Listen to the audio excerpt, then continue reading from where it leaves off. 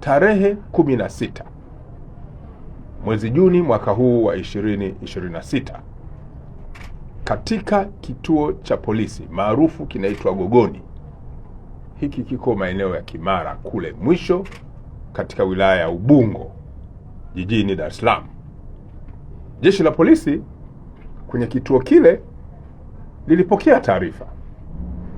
lilipokea taarifa kutoka kwa ndugu wa karibu wa mtu aliyefahamika kwa jina la Ramadhani Jafari maarufu kama Muna mwenye miaka 47 kuwa amepotea. Kwa hiyo tarehe 16 tuliweka kumbukumbu kutoka kwa wanandugu kwamba huyu Ramadhani Jafari Muna amepotea na kwamba alikuwa akitafutwa. Uchunguzi na ufuatiliaji wa kina ulianza mara moja, na hapa tulihusisha kamisheni mbalimbali ambazo zipo ndani ya jeshi la polisi, huku tukiwashirikisha wananchi kama moja ya mtaji na wadau wetu muhimu katika masuala ya kiusalama. Jeshi la polisi linapenda kuwaarifu kuwa baada ya taarifa hiyo,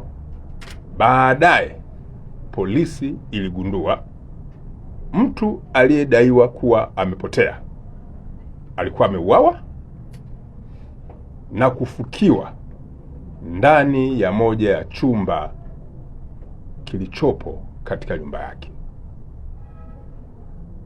ambayo hiyo nyumba iko maeneo Mbezi, eneo linalofahamika kama Luguruni Kwembe, kwenye wilaya ya Ubungo hapa jijini Dar es Salaam.